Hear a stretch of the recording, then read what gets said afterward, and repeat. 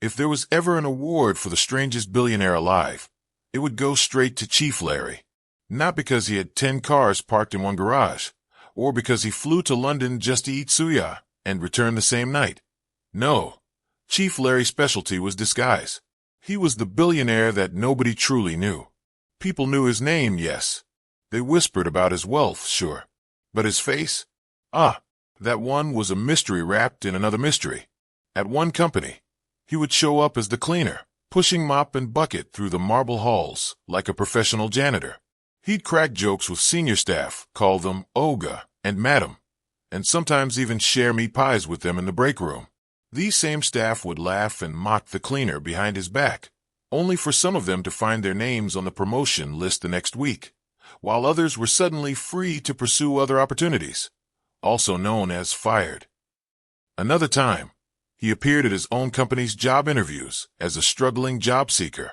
Imagine it, multi-billionaire Larry sitting in a chair, adjusting his oversized tie, sweating like a nervous applicant, while an HR officer asked him, "So, why should we hire you?" Chief Larry, dead serious, would reply, "Because if you don't, I will cry in this office." The HR wouldn't know they were interrogating their real boss, and after the session, Larry would reward or expose them, depending on how they treated the applicant. You see, for him, adventure was sweeter than money. Sitting in his multimillion-dollar empire bored him to death. He'd rather sneak into his own warehouse as a forklift driver than attend an award ceremony where people clap for him like he was an overcooked piece of jollof rice. His friends used to beg him, "Larry, you're a billionaire. Act like one. Wear a bata. Enter with police escort." But Larry would just laugh. "What is the fun in that? I like life spiced with pepper." Now, his biggest joy came when his last son, Prosper, nicknamed Toby by close friends, announced he was getting married. Larry nearly danced shaka-shaku inside his mansion. A wedding meant new family members, more gist, more pepper soup, more walla. He was so excited that a family dinner was immediately fixed for the weekend. But of course, Larry being Larry, he couldn't just sit quietly and wait. The very next day, he decided to wear his disguise uniform again. This time, he was a gateman at one of his newly acquired companies. Standing tall in an oversized green shirt, cap tilted like a village security guard, he sat in the tiny gatehouse, humming old highlife songs. The AC was half dead, the fan squeaked like a rat choir, and business was dry. No single car had passed in hours. And so this is what my workers face. Nagero. I must fix this after I finish the shift, he said to himself, stretching his legs. But that single decision, to play gateman, was the beginning of a disaster so funny, Nollywood scriptwriters would beg to buy the rights.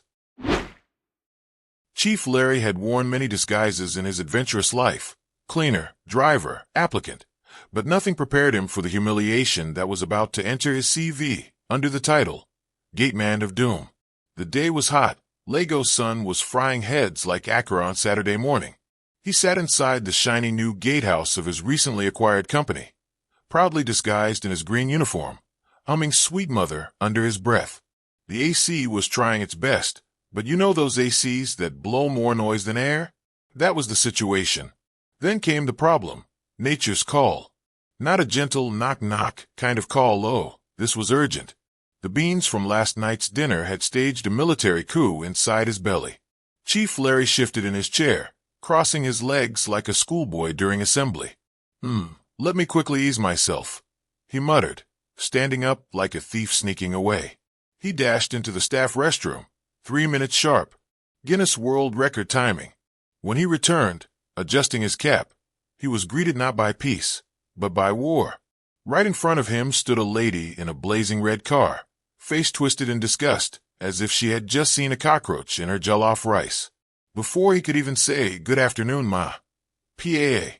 A thunderous slap landed on his cheek, buckling his knees. Chief Larry blinked, wobbling like a drunk boxer. Wow, what happened? Before he could find his balance, PAA. The second slap sent him collapsing like a bag of Gary on market day. As if that wasn't enough, the lady leaned forward and released a saliva missile. Splat! Right on his face. "You're fired," she screamed, eyes bulging. How long does it take you to open a gate, you foolish old man? The spit was hot. The insult was hotter. Chief Larry just sat there blinking, tasting his own disgrace.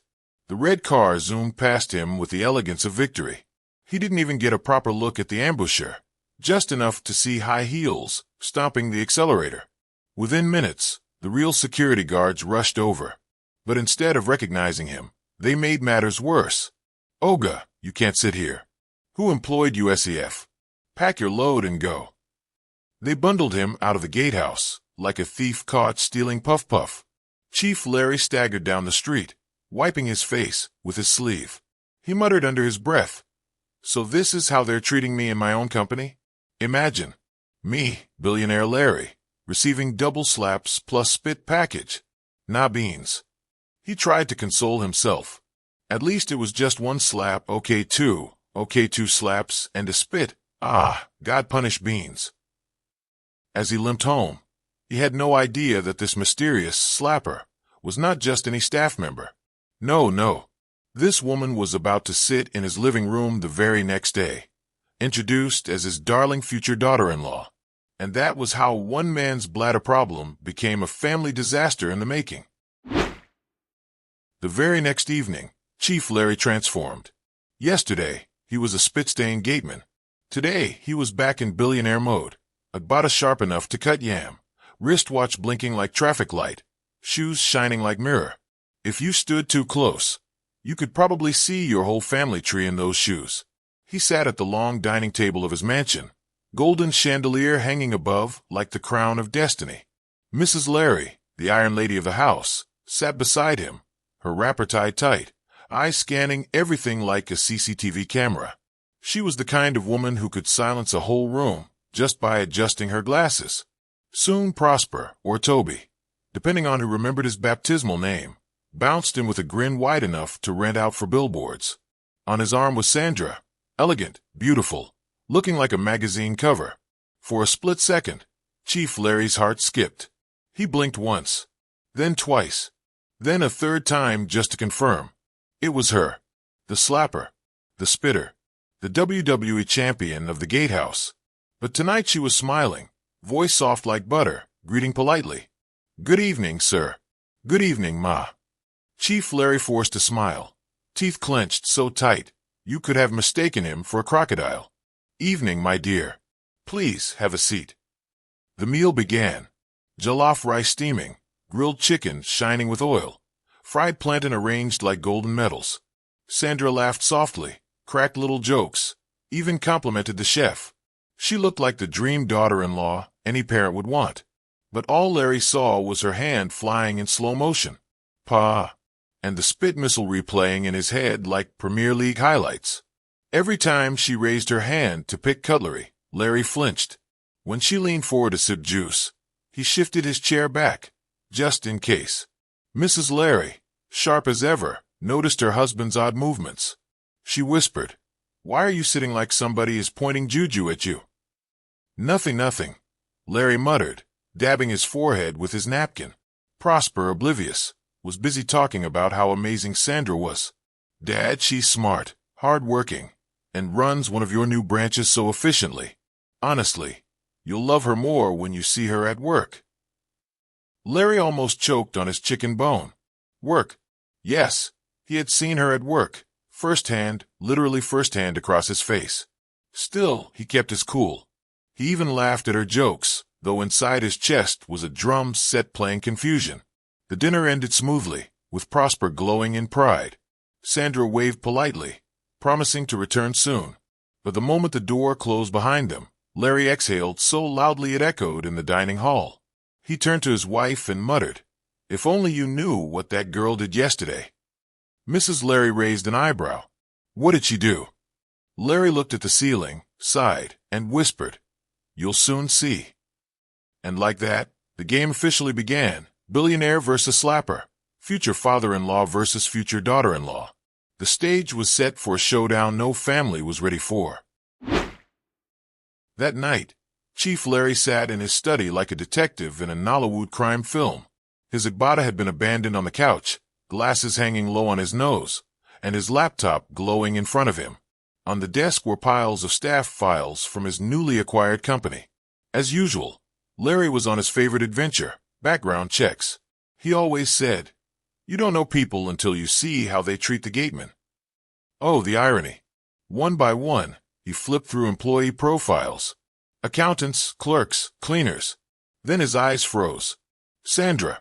Manager. Late 20s. Photo smiling sweetly, like butter wouldn't melt in her mouth. Larry squinted, leaned closer, even polished his glasses, with his sleeve to be sure. It was her. The same lady who had slapped him so hard his ancestors sneezed. He rubbed his forehead. Yezu. I almost said yes to my son marrying Mike Tyson. But just to confirm, Larry opened the CCTV footage. The office had recently installed high-definition cameras. He clicked play. And there it was, clear as daylight. Chief Larry in an oversized green gateman uniform, standing by the gate, scratching his head. Sandra marching up with the speed of NEPA staff on disconnection duty. Slap. The sound was so sharp even the security guard in the footage winced. Before Larry could catch his balance, another slap. Then the grand finale, spit missile, directly on target. Larry pressed pause, leaned back in his chair, and laughed. Not out of joy, but that kind of laughter where your chest hurts. Ah, if I show this to her parents, they will cancel her from family WhatsApp group. Just then, Mrs. Larry walked in, wrapper swishing, face tight. What's funny here? You are laughing alone like a madman. Larry quickly minimized the screen. Nothing. Just a comedy clip. She squinted. Comedy ABI? That laugh was too personal. Larry sighed. My dear, you see that Sandra your son brought home? That girl nearly killed me yesterday. Mrs. Larry's eyebrow shot up. And, speak quickly before I fetch my cane.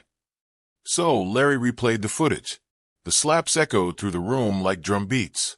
Mrs. Larry gasped, then hissed so loudly the laptop nearly shut itself down. Jesus Christ of Nazareth. She slapped you. Twice. And spat. Chai. Larry nodded solemnly. Your future daughter-in-law. Mrs. Larry folded her arms. Daughter-in-law? Over my dead body. No girl will slap my husband today and expect to marry my son tomorrow. Tufiakwa. Larry chuckled, though still massaging his jaw. Relax. Let's handle this with wisdom. Prosper must see who he wants to marry. Mrs. Larry pointed a sharp finger at the screen. Wisdom or no wisdom, I will handle her. That girl just signed her eviction notice from this family. Larry leaned back, torn between laughter and pity. This was no longer just a funny story. This was about to become war. And the next dinner, he knew, would not end with plantain and laughter. It would end with fire. By Sunday evening, the Larry mansion was glowing like a palace. The dining table was stretched with steaming bowls of jollof rice, grilled goat meat, fried fish, pepper soup, and plantains so golden even angels would lick the plates. But this wasn't an ordinary dinner. Oh no, this was an ambush. A carefully laid trap by Chief Larry and his fierce partner in crime, Mrs. Larry. Chief Larry sat at the head of the table looking calm, sipping palm wine, while his wife whispered, Just wait. Today, we will baptize that girl with disgrace. Minutes later, Prosper arrived with Sandra. Prosper, smiling like a lottery winner, held her hand proudly. Sandra wore a cream dress with gold earrings, moving like a queen. Good evening, Daddy.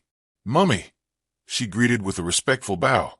Mrs. Larry replied with a thin smile that could slice yam. Welcome, my dear. Sit down. Eat. Enjoy. This will be memorable. Dinner started light. Prosper bragged about Sandra's work ethic, how she ran her office like a general. Sandra laughed shyly, trying to impress. Then Prosper added what turned the table. Dad, Sandra doesn't believe me when I say you sometimes disguise yourself and take small jobs in your own companies. I told her you once worked as a cleaner, even went for job interviews. She thinks I'm exaggerating. Sandra chuckled politely, sipping her water. It sounds unbelievable, sir. Chief Larry leaned forward, smiling like a chess master. Unbelievable. My dear, let me show you something. He reached into a small leather bag by his chair and pulled out a photo. Himself, dressed in a ridiculous oversized green gateman uniform, holding a gate key like a prop. Prosper burst into uncontrollable laughter. "Pop, you look like Village Masquerade. This one now, Gatekeeper Returns, Part 2. Everyone laughed except Sandra. Her smile froze, eyes widening slightly. Chief Larry placed the photo on the table, then continued. "Yes, my last role was at one of my new branches, the same place you, Sandra, happened to manage." Sandra blinked rapidly, her face stiff. Prosper tilted his head. "Wait, babe, isn't that your office?" Chief Larry's voice grew sharp but playful. "And I must confess, my manager there is very physical. In fact, I think she has a career waiting in WWE wrestling." Prosper laughed again, tears almost spilling. "Daddy, stop. Why are you shading Sandra like this?" That was when Larry slowly turned his laptop toward the table. With one dramatic click, the CCTV footage began to play. There it was. Chief Larry in his uniform, Sandra storming in, slap. Prosper's laughter died instantly. Another slap. Then the spit. The room fell silent. The only sound was the faint echo of the video. Sandra's hand shook. Prosper's face was frozen, mouth slightly open, eyes darting from his father to his fiancée. Mrs. Larry pushed her chair back, so hard it screeched. She stood, wrapper swaying, her face like thunder. Before Sandra could explain, a heavy slap landed across her cheek. Sandra gasped, stumbling sideways. Mrs. Larry raised her hand again, voice thundering. "You dared to raise your filthy hand against my husband? Against the father of your fiancée? And you think you will enter this family? God forbid." Then she spat lightly in Sandra's direction, sealing her judgment. "You are fired. And if I see you near my son again, I'll lock you and your entire village up." Prosper sat frozen. Chief Larry only sighed, shaking his head. "Chai, this girl has turned our dinner table into WrestleMania." Sandra's eyes welled up. She muttered, "I'm sorry," before grabbing her purse and rushing out in disgrace. The Larry mansion went silent. The trap had closed, and Sandra had fallen right into it. The mansion gate had never felt so far away. Sandra staggered out of the dining room, her heels clicking too loudly against the marble floor, echoing like a funeral drum. Her cream dress that had once shimmered now looked like she borrowed it from a costume store after a street fight. Her makeup, ruined by tears, had smudged so much she looked like she'd wrestled with a sachet of pepper soup. She clutched her purse like it was a lifeboat on a sinking ship. Meanwhile, back at the table, Prosper sat frozen. The man looked like someone had unplugged his soul. He stared blankly at the half-eaten fried fish in front of him as if it owed him an explanation. "Son," Chief Larry said softly, pouring himself more palm wine, "you dodged a nuclear missile tonight. I have seen bombs, but this one, chai. This girl nearly finished me at the gate. If not for God, maybe by now I would be in orthopedic hospital." Prosper blinked slowly, like a man rebooting. "Dad, is this really Sandra? The same Sandra? My Sandra?" Mrs. Larry hissed, so loudly even the wall clock jumped. "You're Sandra? You mean the slap and spit champion? If that's your Sandra, then my name is Beyoncé." Prosper groaned, rubbing his forehead. He looked like a man watching his dream car roll into a lagoon. Sandra, meanwhile, had reached the corridor leading to the main entrance. Every staff member she passed pretended to dust, mop, or arrange imaginary flowers, but their eyes followed her. Whispers filled the air like mosquitoes at night. "Now she be the one-way slap Oga," one maid whispered. And she even spit. "Inside this mansion, she get liver o," the driver replied, barely hiding his laugh. Sandra's cheeks burned hotter than suya fire. She tried to walk faster, but her heel got caught in the rug. K. She tripped forward, clutching the wall to steady herself. By then, two guards near the door could no longer hold back their chuckles. She pushed past them, muttering "excuse me," as if dignity could be pieced together with grammar. Outside, the night air slapped her harder than Mrs. Larry had. She staggered into her red car, slamming the door.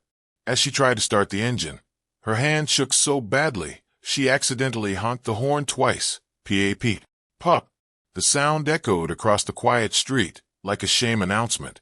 Inside the mansion, Chief Larry leaned back in his chair, chuckling softly. That horn was like the national anthem of disgrace.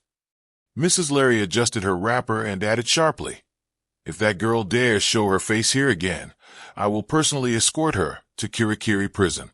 Prosper, hear me well. Marriage is not by force. Love should not give your father hypertension." Prosper sighed deeply, sinking into his chair. His dream future with Sandra had evaporated like hot water poured on a Lagos tar road. As the sound of Sandra's car faded away, silence filled the dining room again. Chief Larry finally exhaled, muttering, "My waist still pains me when I remember that first slap." Prosper buried his face in his hands. Mrs. Larry folded her arms, victorious, and Sandra drove into the night, her shame strapped firmly in the passenger seat. Sandra's red car screeched to a halt outside her parents' compound. She sat in the driver's seat for a good 10 minutes, trying to fix her ruined makeup in the rearview mirror. It was a lost battle. Her mascara looked like burnt offering, and her lipstick had migrated somewhere between her cheek and chin. "Chai," she muttered, from potential billionaire's wife to laughingstock of the century. Finally, she stepped out, dragging her heels across the cemented driveway. Her mother, Madame Patricia, was already outside in her night wrapper, waving frantically. Her father, Chief Okoro, sat on the veranda, sipping beer with the patience of a man who believed his daughter had just secured the family's financial destiny. "Ah, my Pekin," Madame Patricia exclaimed, almost dancing. "How was the dinner? Tell us, are we moving into Banana Island next week or not?" Sandra froze. Her throat tightened. She wanted to vanish into the ground, maybe join the earthworms, where no CCTV footage existed. "Dinner was she stammered. Her father leaned forward, raising his beer mug. "Don't waste time. Just tell me, did Chief Larry accept you? Did he promise to buy us new Prado Jeep?" Sandra's lips trembled. "Daddy, Mummy, something happened." The two parents exchanged a quick, nervous glance. Madame Patricia put her hands on her waist. "Which something? Don't tell me you disgraced us there." "Oh, Sandra, if you like, better say you did not embarrass this family." Sandra tried to explain, her words tripping over themselves like drunks on a Lagos Okada. I thought Chief Larry was the gateman yesterday. I slapped him and spat on him." She didn't even finish the sentence. "Pa!" A thunderous slap exploded across her cheek, delivered with the precision of a retired military general. It was her mother. Sandra staggered, nearly tripping over the welcome mat. "You what?" Madame Patricia bellowed. "You raised hand against a billionaire. Our in-law. You even spit on him. Sandra, are you mad? Do you know how many fasting and prayer I did to secure this marriage?" Her father dropped his beer mug, so hard the foam spilled over. His eyes bulged. "You spat on the man who owns 10 companies? Ah, Sandra, you have killed us. Poverty is now our destiny." Sandra tried to hold her cheek, tears rolling. "Mummy, it wasn't intentional. I thought he was." "Pa!" Another slap, this one from her father. Sandra staggered again, her cream dress now looking like a casualty of war. "Intentional or not, you don't slap people that feed nations," he roared. "This house could have had elevator by now. Sandra, you have disgraced your ancestors." Sandra crumbled into a chair, sobbing, her dreams of wealth and luxury shattered. Her parents stood over her, one hand on waist, the other on belt, glaring like disappointed shareholders. And somewhere in the corner, the family dog barked twice, as if to say, "Yes, poverty confirmed." By the next morning, Sandra's face looked like she had just gone 12 rounds with Anthony Joshua. Her cheek was still swollen from the parental slaps, her eyes red from crying all night, and her spirit completely buried in the backyard with the family's broken ambitions. At breakfast, Madame Patricia didn't even wait for prayer. She banged her spoon on the table. "Sandra, so because of your foolishness, I will now be eating ordinary beans? No meat. Do you know I already promised my church women that my in-law will buy them new chairs?" Sandra groaned. "Mummy, please." "Shut up there," her mother snapped. "You better thank God your father did not faint yesterday, otherwise you for day prison by now." "Chief Okoro, sitting shirtless with his protruding belly, sighed deeply, and shook his head. Sandra, when we said marry rich, we didn't mean assault the rich. You were supposed to charm him, not slap him. Sandra buried her head in her hands. It was a mistake, Daddy. A mistake that cost us Banana Island, he barked. Do you know how many people will now mock me at beer parlor? They will call me father of the spitter. The family housemaid, who was quietly serving pep, let out a little laugh before quickly covering her mouth. Sandra threw her a deadly glare. Even the dog barked, wagging its tail, almost mocking her. Later that day, Sandra sat on her bed scrolling through Instagram. Everywhere she turned, Prosper was trending. People had snapped him looking broken-hearted after leaving the mansion. Headline screamed, "Billionaire's son dumps fiancé after shocking family dinner." Mystery woman spits on Chief Larry, ends up jobless and single. Sandra flung her phone on the bed and screamed into her pillow. Why me, Lord? But the comedy wasn't done with her yet. On Monday, she dragged herself to work, thinking maybe the storm had calmed. She arrived in her red car, trying to walk tall into the office. The receptionist whispered, the security guard grinned, and before long, someone played the CCTV clip of her slapping Chief Larry on their phone. The whole office burst into laughter. Sandra froze. She could hear someone at the back shout, "Madam WWE," entering with hot slap. Her face burned hotter than Lego's sun at 2 p.m. An official memo came by noon. Management regrets to inform you that your services are no longer required. Kindly vacate the premises immediately. Sandra sat in her empty office, staring at the walls. She remembered her dreams of becoming Madam Billionaire. Instead, she was now Madam Unemployed, famous only for a viral slap. Back home, her mother didn't waste words. She simply looked at Sandra packing her handbag and hissed, "Next time you see a gateman, hug him first. He might be a billionaire." Her father just sighed, reached for his beer, and muttered, "Our poverty is confirmed." And that was how Sandra's billionaire dream ended. Not with wedding bells, but with slap echoes and spit stains.